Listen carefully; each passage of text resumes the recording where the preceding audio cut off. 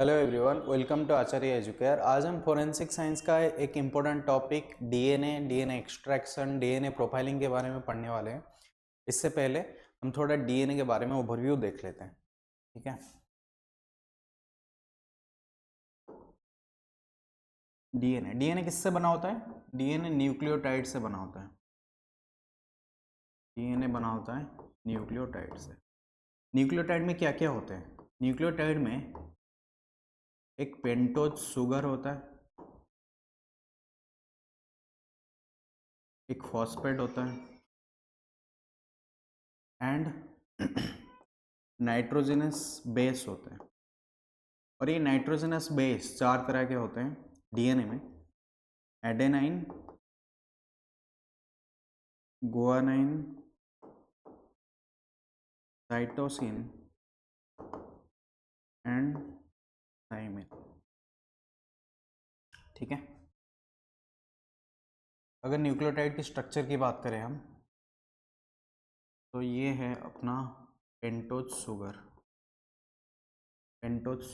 ठीक है, इसको राइबोज शुगर भी बोलते हैं, ये है इसका C1, C2, C3, C4 and C5। ठीक है, जो C1 होता है ये है राइबोज शुगर, पेंटोज शुगर। जो राइबोज 5 कार्बन होता है इसमें। C1 जो होता है इसमें क्या होता है? नाइट्रोजनस बेस जुड़ा हुआ होता है। अगर इसमें एडेनाइन जुड़ा हुआ ये एडेनाइन बन जाएगा, अगर थायमिन जुड़ा हुआ थायमिन बन जाएगा, गुआनाइन जुड़ा हो गुआनाइन बन जाएगा, साइटोसिन जुड़ा हो साइटोसिन बन जाएगा। ये चारों में से कोई भी एक न्यूक्लियोटाइड इसमें नाइट्रोजनस बेस में C1 पे जुड़ा हुआ होता है। ठीक है, C2 पे क्या होता है? C2 पे एक्चुअली OH होना चाहिए, बट यहाँ पे OH नहीं होता। C2 पे OH होना चाहिए बट OH नहीं होता क्योंकि ये डीएनए है। ठीक है, यहाँ पे डीएनए होने की वजह से यहाँ पे होता है सिर्फ H, इसीलिए डीएनए को डीऑक्सी बोला जाता है। डीएनए को क्यों डीऑक्सी बोला जाता है? क्योंकि एक O C2 पोजीशन से हट जाता है, रिमूव हो जाता है, इसीलिए डीएनए को डीऑक्सी बोला जाता है। ठीक है, और C3 पोजीशन पे क्या होता है? C3 पोजीशन पे OH होता है और C5 पे क्या होता है? फॉस्फेट होता है। C5 पे क्या होता है? फॉस्फेट होता है। अभी ये एक न्यूक्लियोटाइड में बनाया हूँ, तो डीएनए में 2 स्ट्रैंड्स होते हैं, तो मैं एक दूसरा न्यूक्लियोटाइड बनाता हूँ एक ही स्ट्रैंड में। ठीक है, ये हो गया पेंटोज शुगर, यहाँ पे नाइट्रोजनस बेस। ठीक है, और यहाँ पे C3 का OH एंड C5 का फॉस्फेट। ठीक है, अभी क्या होता है? एक ही स्ट्रैंड में 2 न्यूक्लियोटाइड कैसे जुड़े हुए होते हैं? उन दोनों के बीच में एक बॉन्ड होता है। ठीक है, उस बॉन्ड को बुलाते हैं फॉस्फोडाइस्टर बॉन्ड। वो फॉस्फोडाइस्टर बॉन्ड C3 के OH एंड C5 के फॉस्फेट के बीच में होता है। C3 के OH एंड C5 के फॉस्फेट के बीच में होता है। अभी ये एक ही स्ट्रैंड है। इस तरफ जो दूसरा स्ट्रैंड होगा, मान लो यहाँ पे A है, तो यहाँ पे क्या होगा? E होगा। यहाँ पे मान लो G है, यहाँ पे क्या होगा? C होगा। ठीक है, A और T के बीच में डबल बॉन्ड होता है, G और C के बीच में ट्रिपल बॉन्ड्स होते हैं। ये कौन सा बॉन्ड होता है? ये होता है हाइड्रोजन बॉन्ड्स। कौन सा बॉन्ड होता है? Hydrogen bond. ठीक है, हाइड्रोजन बॉन्ड क्या है? एक नॉन कोवैलेंट बॉन्डिंग है, ठीक है, और 2 स्ट्रैंड के बीच में होता है हाइड्रोजन बॉन्ड्स एंड एक ही स्ट्रैंड में होता है फॉस्फोडाइस्टर बॉन्ड। ठीक है, अभी समझ में आ गया? ये जो फॉस्फोडाइस्टर बॉन्ड होता है इसको बेस स्टैकिंग इंटरेक्शन बोलते हैं। कौन सा interaction? Base stacking interaction. Base stacking interaction बोलते हैं फॉस्फोडाइस्टर बॉन्ड को। ठीक है, अभी कौन कौन से बॉन्ड हो गए यहाँ पे? हाइड्रोजन बॉन्ड हो गए, फॉस्फोडाइस्टर बॉन्ड हो गए।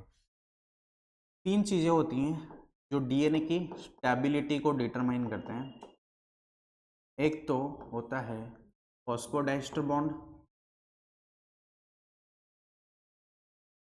दूसरा होता है हाइड्रोजन बॉन्ड, तीसरा होता है G और C का कंटेंट।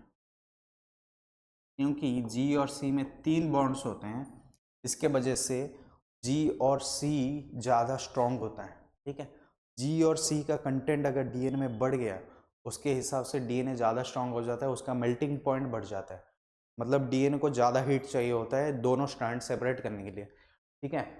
तो ये तीनों क्या करते हैं, डीएनए की स्टेबिलिटी को मेंटेन करते हैं, ठीक है। अभी चार्गफ ने बताया था, एडविन चार्गफ ने एक रूल दिया था, इन्होंने बताया था कि डीएनए में जो परसेंटेज ऑफ ए होता है वो is equal to percentage of T होता है, परसेंटेज ऑफ जी होता है is equal to percentage of C होता है। ये चार्गफ ने बताया था। किसने बताया था? चार्गफ ने बताया था, ठीक है, एडविन चार्गफ ने। और डीएनए को किसने डिस्कवर किया था? डीएनए को 1953 में वाटसन एंड क्रीक ने डिस्कवर किया था, इनको नोबेल प्राइज मिला था। और इन्होंने किससे डिस्कवर किया था? X ray crystallography, x ray crystallography technique से डीएनए की ऐसा एक स्ट्रक्चर देखा था, ऐसा एक स्ट्रक्चर देखा था, ठीक है।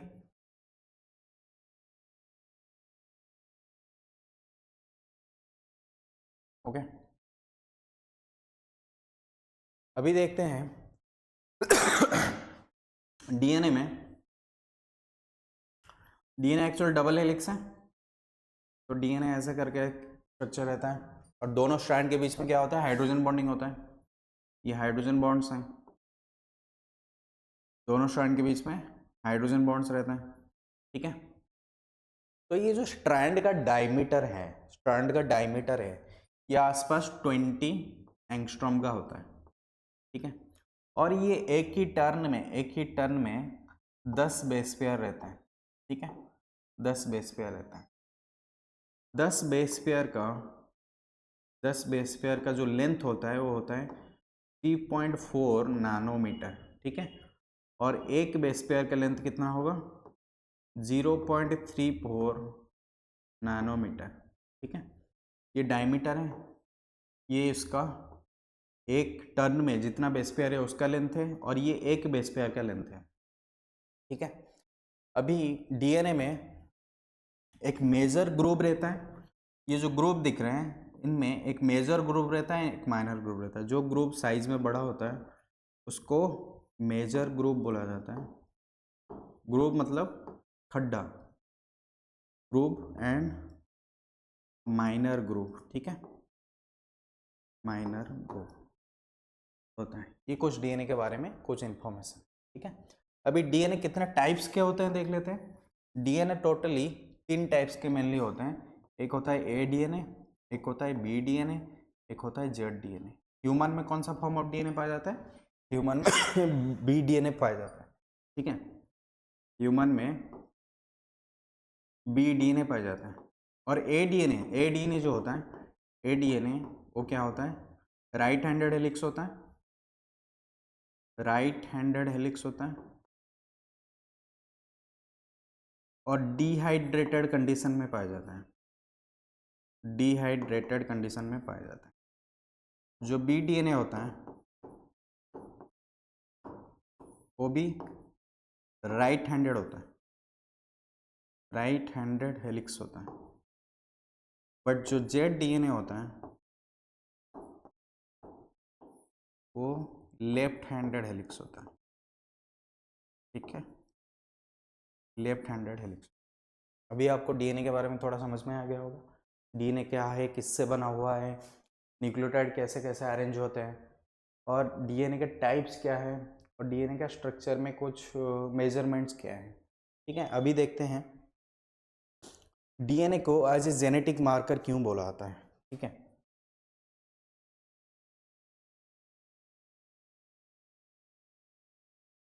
DNA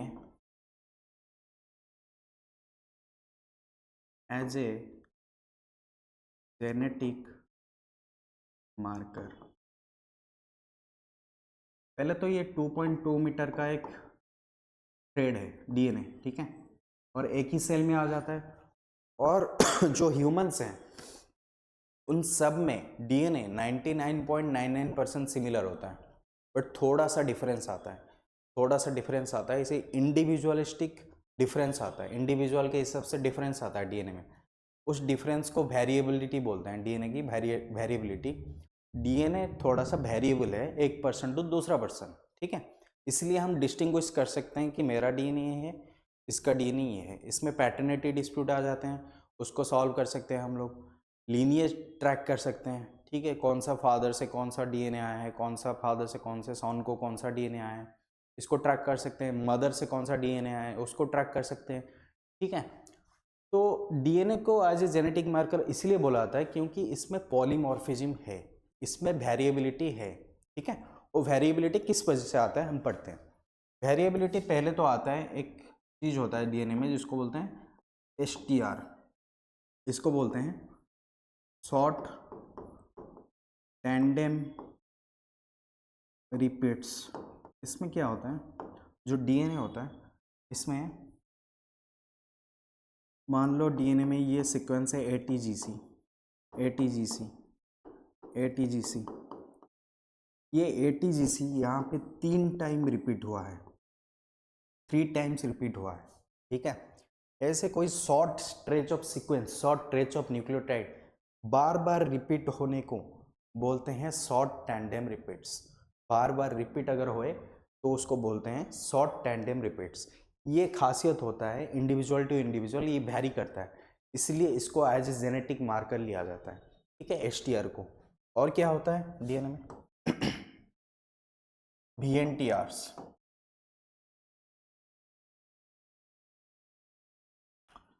variable number tandem repeats. इसमें शॉर्ट सीक्वेंसेस थे, 3-4 बेस पेयर्स थे, 3-4 बेसेस थे, बट इसमें क्या होता है 10 to 100 बेस पेयर का रिपीट आता है, 10 to 100 बेस पेयर का रिपीट आता है। ये भी इंडिविजुअल टू इंडिविजुअल क्या होता है, डिफरेंट होता है, इसीलिए हम इसको as a genetic marker calculate करते हैं। और एक मार्कर है जिसको माइटोकॉन्ड्रियल डीएनए बोलते हैं, माइटोकॉन्ड्रियल डीएनए, ये मदर से इनहेरिट होता है, मदर से इनहेरिट होता है, और ये सर्कुलर डीएनए होता है। डीएनए जो माइटोकॉन्ड्रियल डीएनए है वो सर्कुलर डीएनए है, वो मदर से इनहेरिट होता है, ये भी as a genetic marker use होता है, ठीक है। और एक मार्कर है जिसको बोलते हैं YHTR, YHTR, ये Y क्रोमोजोम से आता है, Y क्रोमोजोम से आता है, और ये STR है, ठीक है। Y क्रोमोजोम में जो शॉर्ट टैंडेम रिपीट्स प्रेजेंट होते हैं, ये सिर्फ फादर टू सन ट्रांसमिशन होता है, ठीक है, फादर टू सन ट्रांसमिशन होता है, ठीक है। इतना समझ में आएगा। इसीलिए डीएनए को एज ए जेनेटिक मार्कर हम कैरी करते हैं, आज समझते हैं, ठीक है। उसके बाद डीएनए एक्सट्रैक्शन का कुछ मेथड्स देख लेते हैं, डीएनए को कैसे एक्सट्रैक्ट करते हैं, क्योंकि हम किसी भी फोरेंसिक एनालिसिस करेंगे, किसी भी क्राइम सीन से जाएंगे, हमें कुछ सैंपल मिलेगा, सैंपल से जैसे ब्लड हो गया, सलाइवा हो गया, सीमेन हो गया, इस सैंपल से हेयर हो गया, इस सैंपल से हम क्या करेंगे डीएनए को एक्सट्रैक्ट करेंगे, ठीक है। डीएनए को एक्सट्रैक्ट करने के बाद उसकी प्रोफाइलिंग करेंगे, तो एक्सट्रैक्शन का मेथड हमें पढ़ना पड़ेगा, ठीक है। तो एक्सट्रैक्शन में कौन कौन से मेथड आते हैं,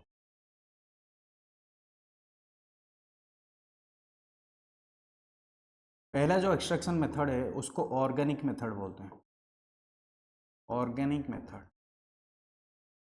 इसमें फेनल क्लोरोफॉर्म के यूज किया जाता है, फेनल क्लोरोफॉर्म का यूज किया, ठीक है। इसमें क्या किया जाता है, पहले सैंपल को लिया जाता है सैंपल में सेल को लाइसिस कर दिया जाता है, सेल को तोड़ दिया जाता है बाय गिविंग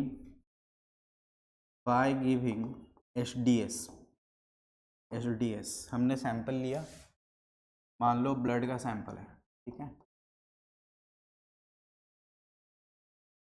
और हमने क्या दिया उसके ऊपर HDS दे दिया। HDS पे क्या होता है, सेल मेम्ब्रेन लाइसिस हो जाता है, ठीक है, सेल मेम्ब्रेन टूट जाता है, उसके वजह से DNA का, सेल का जो अंदर का कंटेंट है वो बाहर आ जाता है। उसके बाद इसको हम ट्रीट करेंगे फेनल क्लोरोफॉर्म से। फेनल क्लोरोफॉर्म से, फेनल क्लोरोफॉर्म में ट्रीट करने के बाद इसमें 3 लेयर्स बनेंगे, ठीक है। इसको एक टेस्ट ट्यूब में लेंगे, इसमें ना 3 लेयर्स बनेंगे। जो ऊपर वाला लेयर होगा इसमें होगा DNA, जो बीच वाला लेयर होगा उसमें होगा प्रोटीन्स, जो नीचे वाला लेयर होगा उसमें होगा लिपिड्स। लिपिड्स को प्रेसिपिटेट करने में हेल्प करता है क्लोरोफॉर्म, ठीक है। इससे हम प्योर DNA एक्सट्रैक्ट कर पाएंगे, ठीक है। ये एक मेथड है DNA एक्सट्रैक्शन का, इसको ऑर्गेनिक मेथड बोलते हैं, ठीक है। यहाँ पे आप HTS ट्रीट करने के बाद और एक स्टेप भी कर सकते हो, इसमें प्रोटीनेज K दे सकते हो ताकि सेल का कंटेंट सब बाहर आ जाए, ठीक है। प्रोटीनेज K दिया जाता है ताकि सेल का कंटेंट सब बाहर आ जाए, ठीक है। उसके बाद और एक मेथड होता है जिसको इनऑर्गेनिक मेथड बोलते हैं, इनऑर्गेनिक मेथड, इसको सॉल्टिंग आउट मेथड भी बोलते हैं।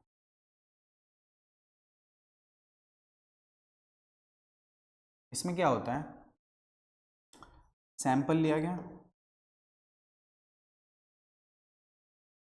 सैंपल में HTS दे दिया गया तो सेल लाइसिस हो गया।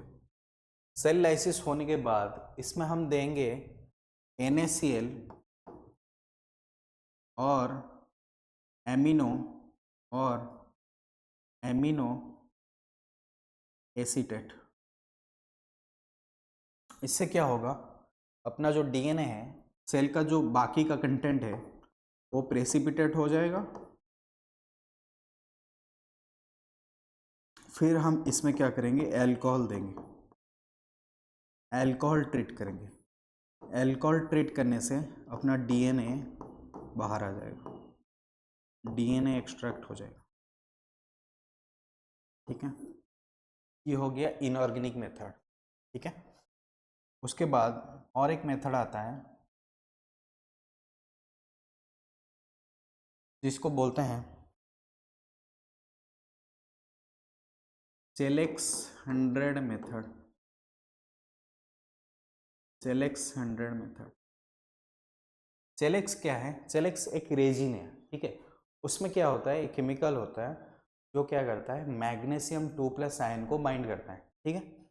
चेलेक्स 100 एक रेजिन है, जो चेलेक्स रेजिन होता है वो क्या करता है, मैग्नीशियम 2+ आयन को बाइंड करता है। तो कुछ ऐसा डीएनएज होते हैं जो डीएनए को डिग्रेड कर देते हैं, वो आयन डिपेंडेंट डिग्रेडेशन करते हैं, मैग्नीशियम डिपेंडेंट डिग्रेडेशन करते हैं, ठीक है। तो मैग्नीशियम को ये क्या करता है, खींच लेता है ताकि जो डीएनए है उसका डिग्रेडेशन ना हो पाए, डिग्रेडेशन ना हो पाए, ठीक है। उसके बाद क्या करते हैं, हम डीएनए को एक्सट्रैक्ट करते हैं।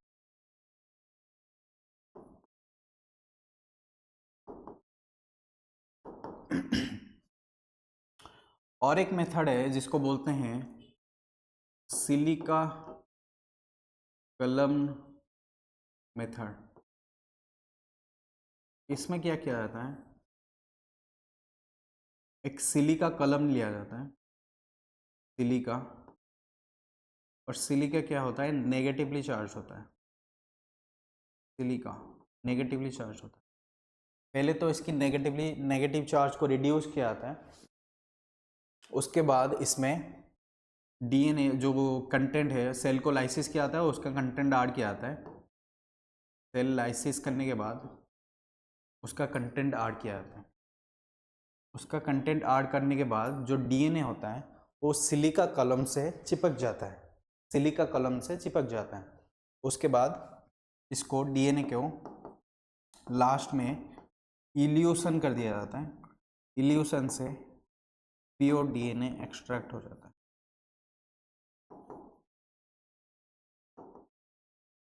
ठीक है, प्योर डीएनए एक्सट्रैक्ट हो जाता है। ये जो 4 मेथड है हम डीएनए एक्सट्रैक्शन में इसे यूज करते हैं। ठीक है, अभी देखते हैं डीएनए प्रोफाइलिंग कैसा होता है।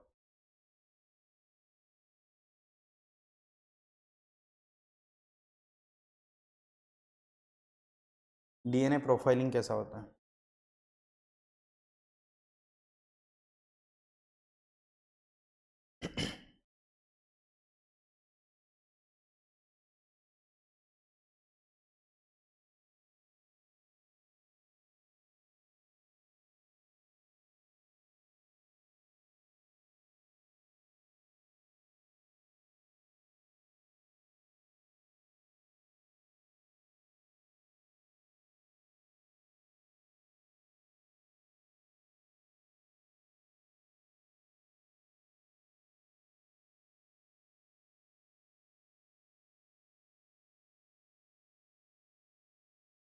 पहले तो डीएनए को क्या कह रहा था, डिफरेंशियल डीएनए एक्सट्रैक्शन, ये एक्सट्रैक्शन की टेक्निक्स हैं। ठीक है, हमने जो पढ़ा अभी डीएनए में 4 एक्सट्रैक्शन मेथड हमने पढ़ा, अभी प्रोफाइलिंग पढ़ते हैं। प्रोफाइलिंग में क्या किया जाता है, पहले तो पहला स्टेप में सैंपल कलेक्ट किया जाता है। ठीक है, सैंपल कलेक्ट किया जाता है, ब्लड हो, सैलिवा हो, सीमेन हो, हेयर हो, बोन हो, उसमें सैंपल कलेक्ट किया जाता है। उसके बाद उससे डीएनए एक्सट्रैक्शन होता है। ऑर्गेनिक मेथड हो सकता है, सॉल्टिंग आउट मेथड हो सकता है, सिलिका चेलेक्स मेथड हो सकता है, सिलिका कॉलम मेथड हो सकता है। ठीक है, उसके बाद डीएनए को क्वांटिफाई करेंगे। क्वांटिफाई करेंगे मतलब उसके डीएनए में कितना अमाउंट प्रेजेंट है डीएनए, उसको देखेंगे। उसमें क्यूपीसीआर कर सकते हैं, क्वांटिटेटिव पीसीआर, और स्पेक्ट्रोफोटोमेट्री कर सकते हैं। उसके बाद पीसीआर एम्प्लीफिकेशन करेंगे, जो पर्टिकुलर लोकेशन हमको डीएनए में चाहिए उसको हम एसटीआर को एम्पलीफाई करेंगे। ठीक है, उसमें स्पेसिफिक प्राइमर लगा के उसको एम्पलीफाई करेंगे। एम्पलीफाई करने के बाद डीएनए के फ्रैगमेंट को इलेक्ट्रोफोरेसिस से सेपरेट कर देंगे। इलेक्ट्रोफोरेसिस से सेपरेट कर देने के बाद उसको इलेक्ट्रोफेरोग्राम में उसका आउटपुट देखेंगे। एक आउटपुट आएगा जिसमें कुछ पीक्स आएंगे। ठीक है,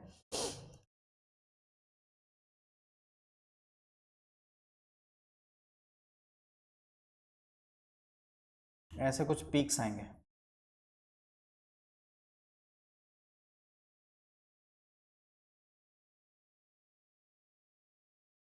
ऐसे कुछ पिक्स आएंगे। इस पिक्स से हम आइडेंटिफाई करेंगे डीएनए प्रोफाइल को। ठीक है, इस पिक्स को एसटीआर, जो पिक्स हैं उसको एसटीआर बोलाते हैं। उस एसटीआर को जिसको हम एम्पलीफाई किए थे उसको हम इस ग्राफ के माध्यम से समझेंगे। ठीक है, तो ये ग्राफ को डीएनए प्रोफाइल बोलाते हैं। ऐसे हम डीएनए प्रोफाइलिंग करते हैं। इसका क्या यूज है, इसको हम प्रोफाइलिंग बहुत तरह का कर सकते हैं, जैसे autosomal STR profiling, Y STR profiling, mitochondrial DNA profiling. ठीक है, इसका एप्लीकेशन क्या है, फोरेंसिक साइंस में crime scene investigation, suspect identification, sexual assault case, mass disaster identification, disputed paternity case, medical and legal case, missing person कोई हो गया, immigration case, baby swapping case, इसमें हम इसको यूज करते हैं। ठीक है, ओके, हो गया सर, थैंक यू।